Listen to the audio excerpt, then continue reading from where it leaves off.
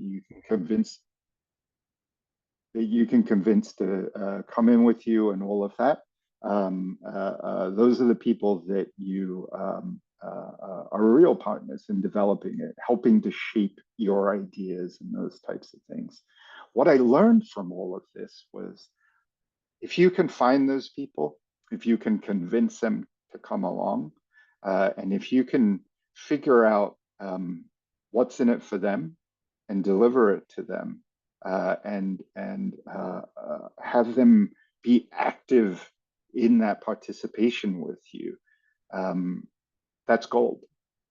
That's, what you'll read in books today, what they call customer development and those types of things.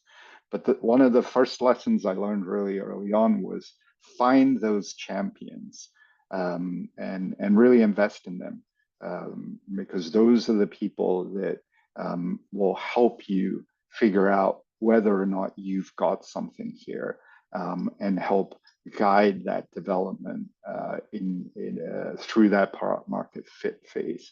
Now, the question becomes, well, who should you invest your time in? Who should you find as those champions?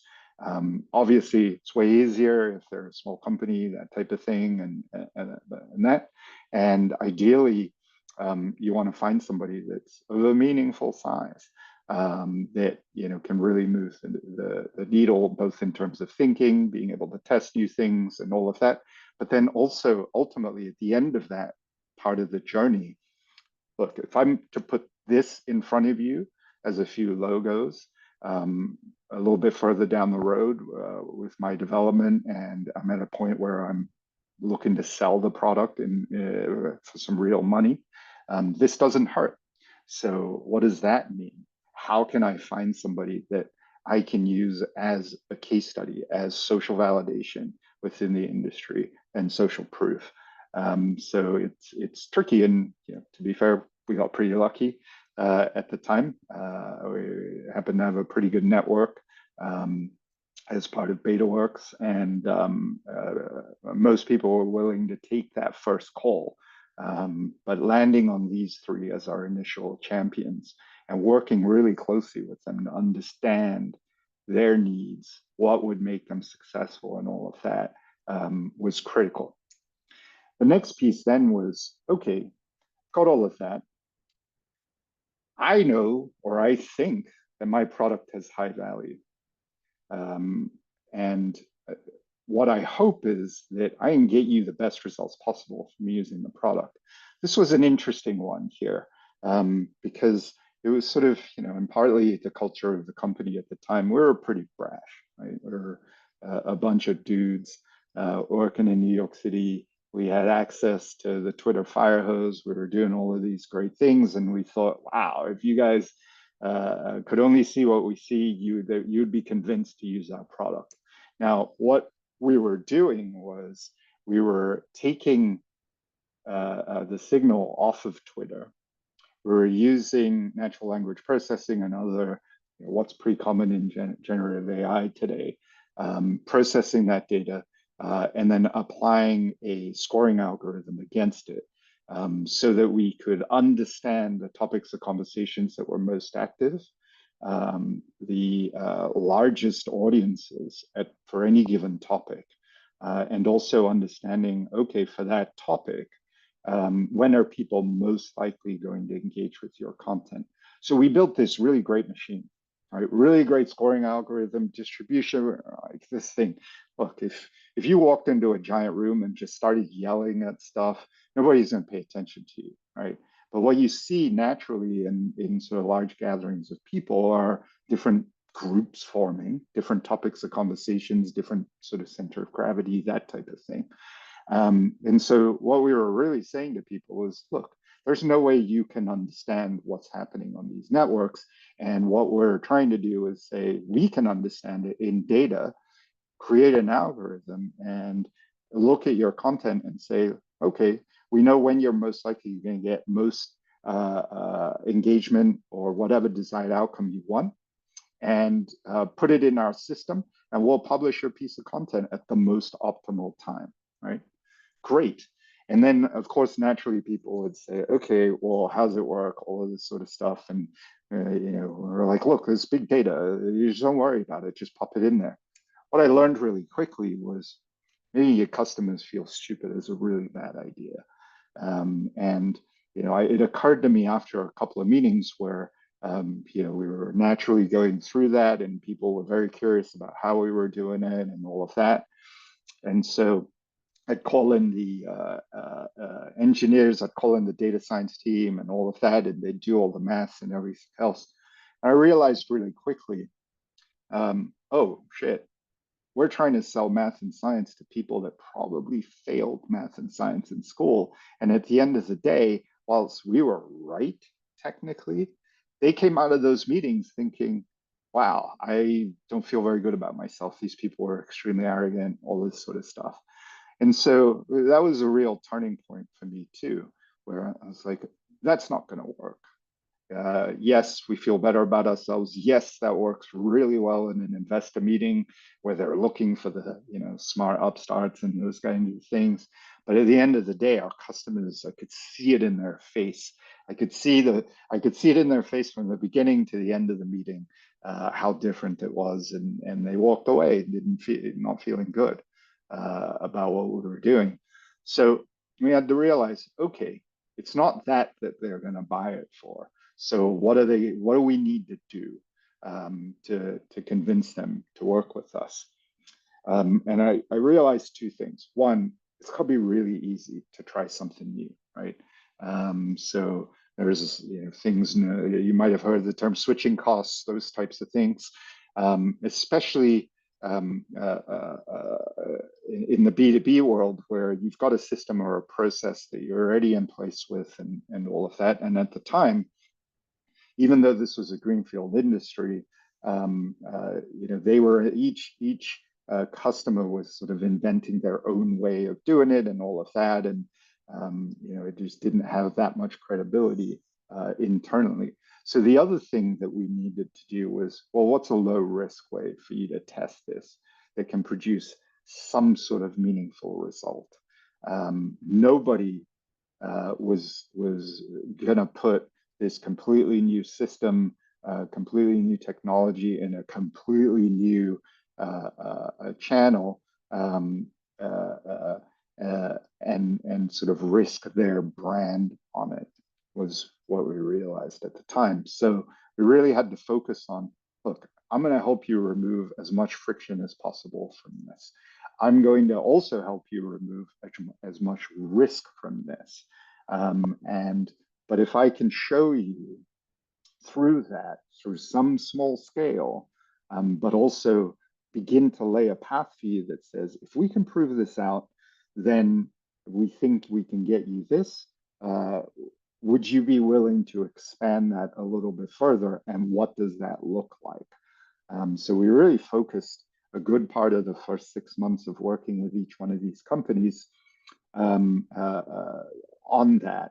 And it was literally, I remember sort of, and I'm not even kidding, meetings in the basement. That's how low down the totem pole we were. To 6, 9 months later, it was the entire editorial team or the entire sales team or members of the executive team that were all of a sudden starting to pay attention because of what was happening and some of the results we were showing. So then the next thing that we had to figure out was, okay, well, what's the value of my product and what's the value of what I'm delivering? And most importantly, what are you going to be willing to pay for it? This became really challenging because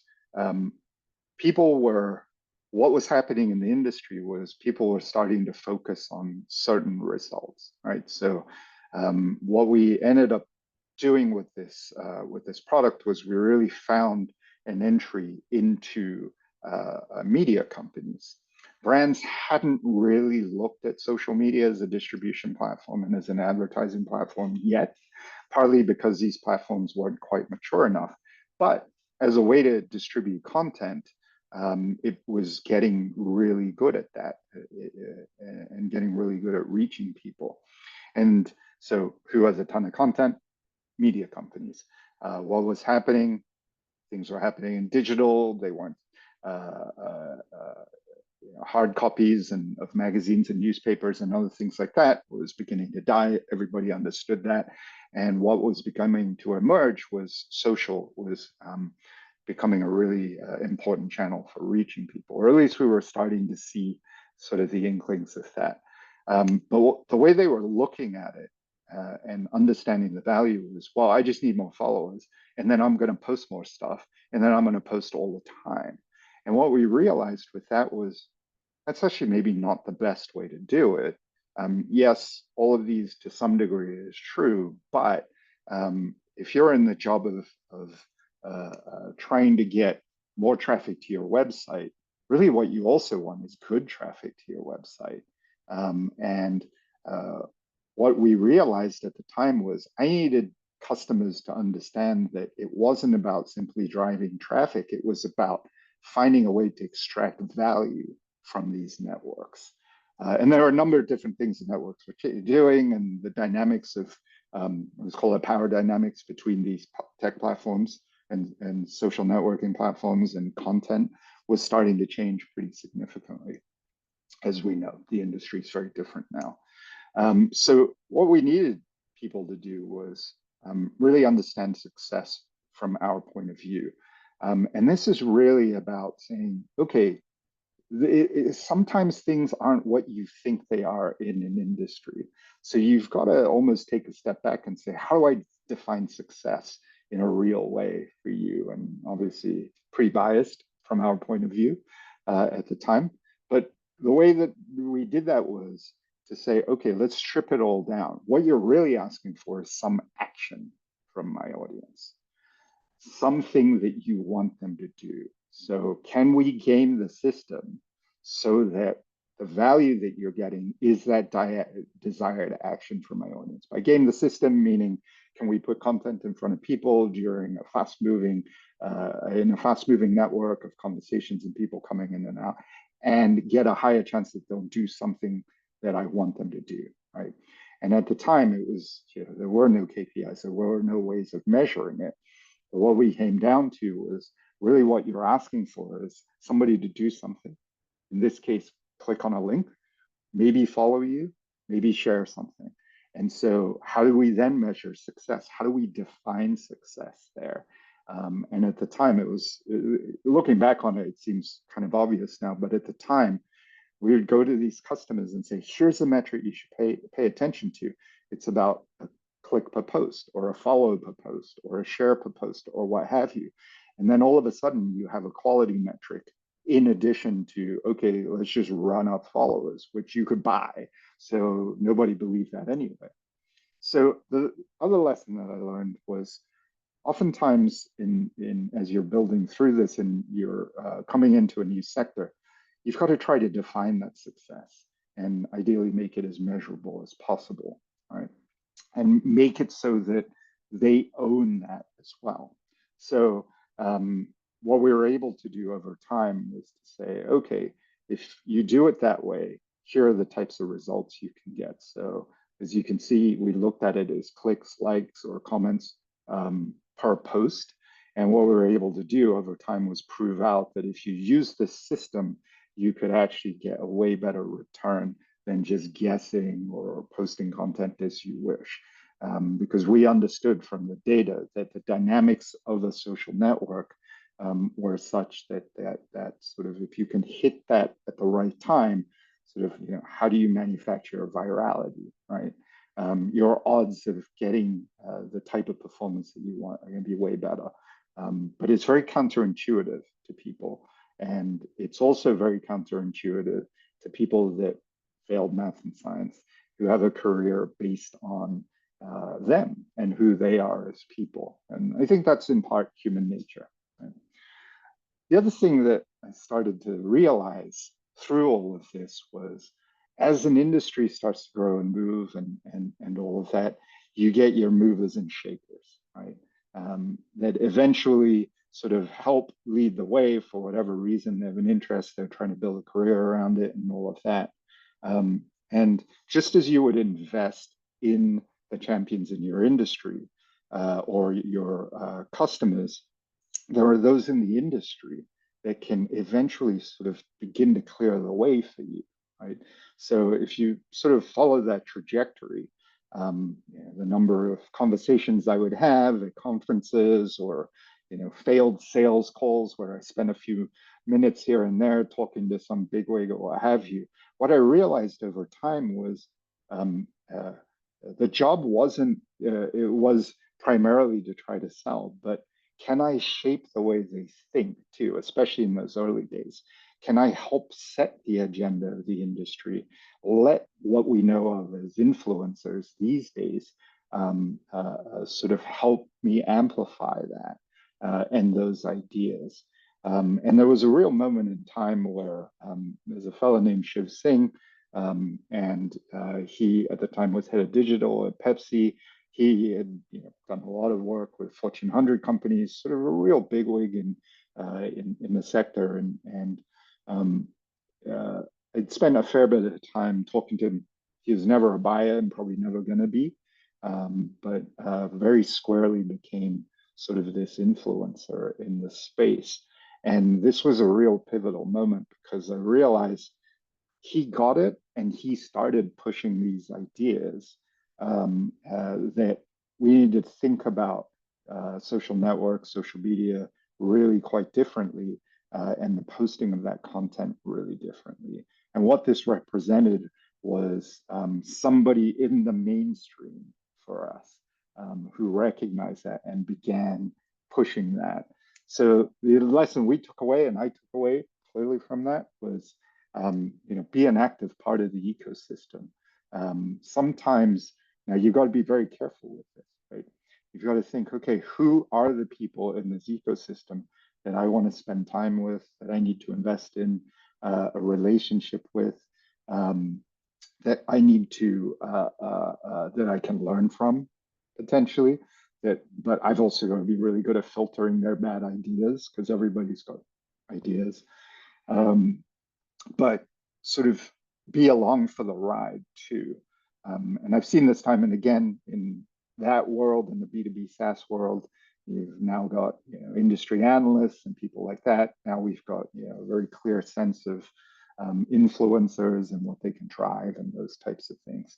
But being a part of an active part of the ecosystem, meaning contributing to the ideas, contributing to a point of view, and trying to convince people certain things has also been really important and has yielded a lot of results. And then at some point, it begins to snowball, takes on a life of its own. So what ended up happening, fast forward a few years, this was 2013. This is actually from an investor deck that we put together. Social networking had become a pretty big thing at that point. The majority, or I should say a lot of traffic for media companies and also brands were starting to come through social networking. Um, and they were starting to build some advertising tools and those types of things. And we, of course, had the magic sauce, right? We could figure out what was happening. We could present outsized returns for our customers and those types of things. We were also seeing some tremendous growth with our customers. So we were able to put some numbers behind that and provide the proof. So that whole idea of product market fit, we could say, look, we've got a few hundred brands right now that are using our product. These are real companies. These are everything from the largest companies, largest media companies in the world to some of the largest brands in the world. And here's how they're using our product, and here's how they're using about it, and here's the value that they're getting from it.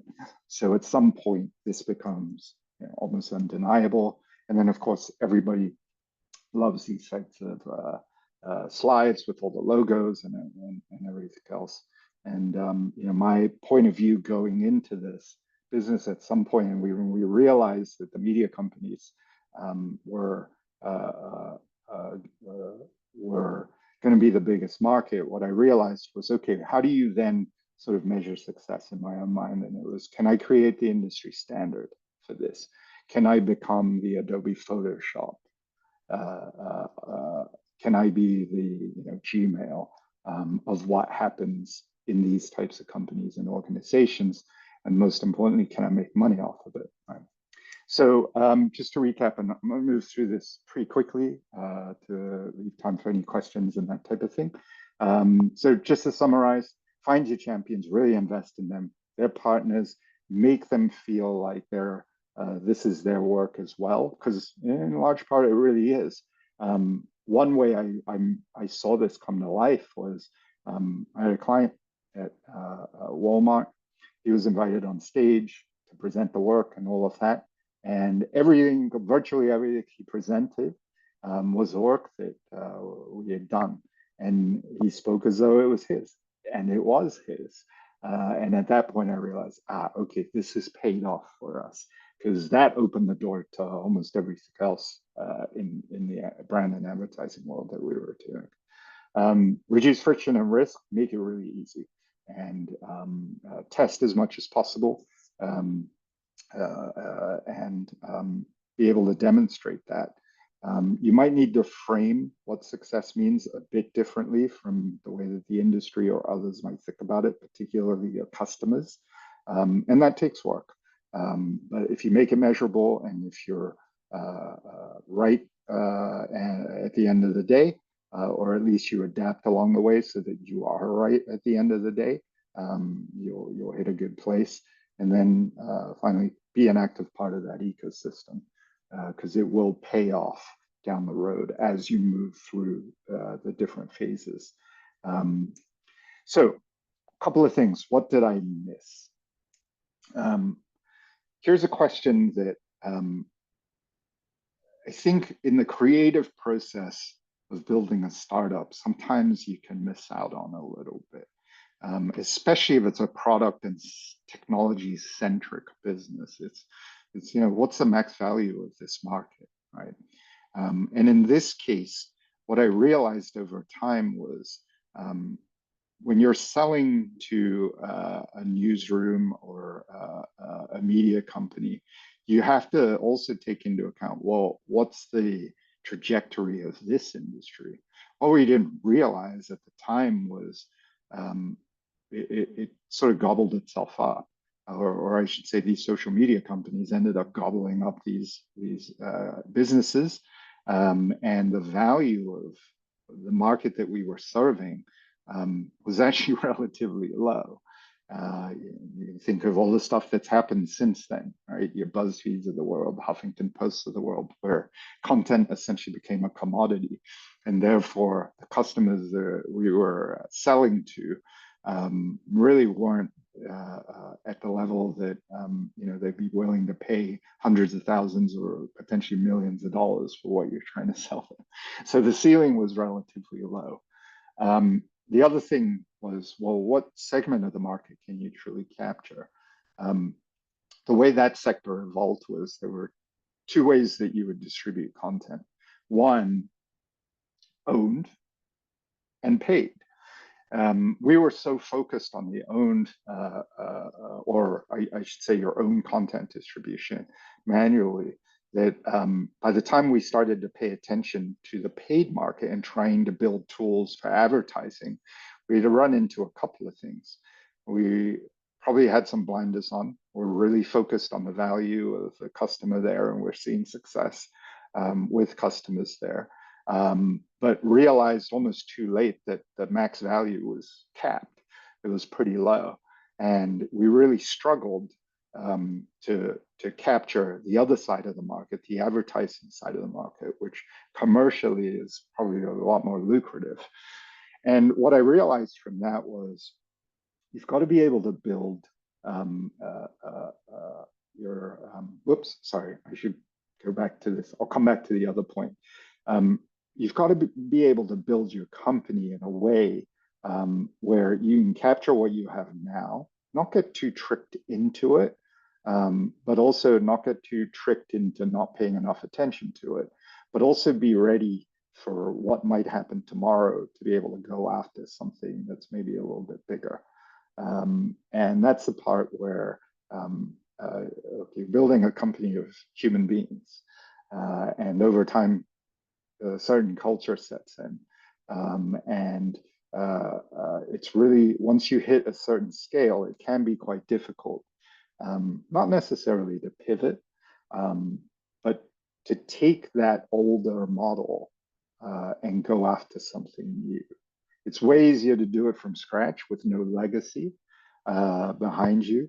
But once you've got the foundations of something successful, because what I've realized was it can be quite difficult. And that's partly on the leadership, I think, of the company to be able to do that. So, final point here, building technology and products are very different things. We had really, I think, good technology in the algorithm that we had and all of that. But building that interface, building that product, turning it into something that people use, that's a whole different story. That's another thing that's probably a deep dive down the road for those of you that are working on these types of products or this type of technology. And also selling technology and products are extremely different. So, wrapped up there with sort of the formal presentation side of it. But yeah, any questions, discussion, or anything like that? Well, first of all, I'd like to thank you, Michael, for a wonderful presentation. Thank you for sharing with us everything that you learned throughout your career. I'm going to go ahead and spotlight you so people are looking at you. But yeah, right now we have time for some questions. You can either type them up or you can raise your hand and ask your question via mic.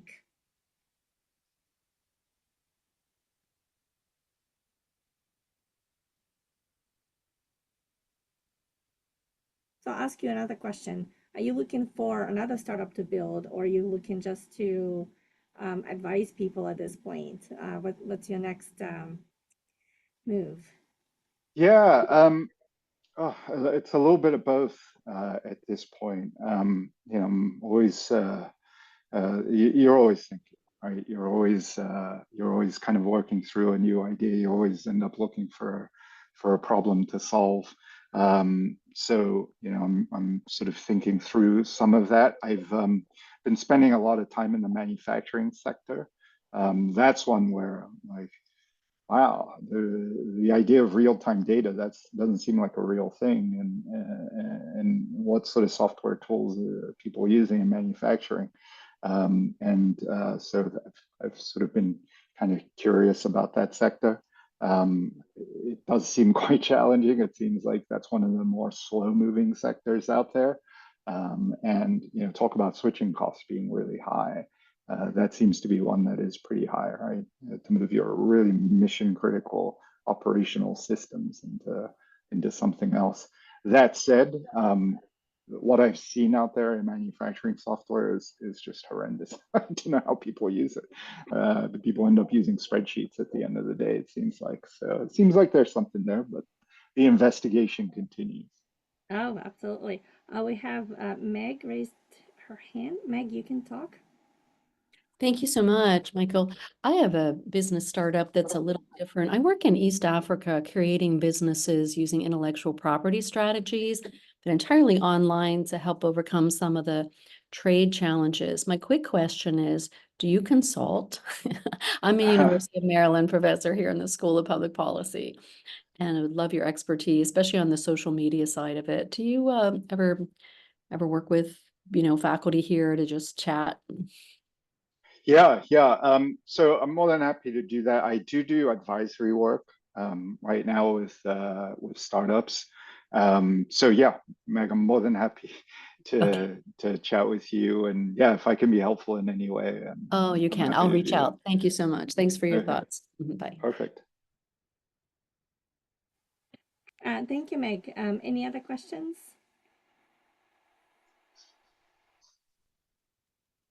Michael, do you have any last words for everybody? Last word of advice on how would you close this out? And then we're out of time, anyways.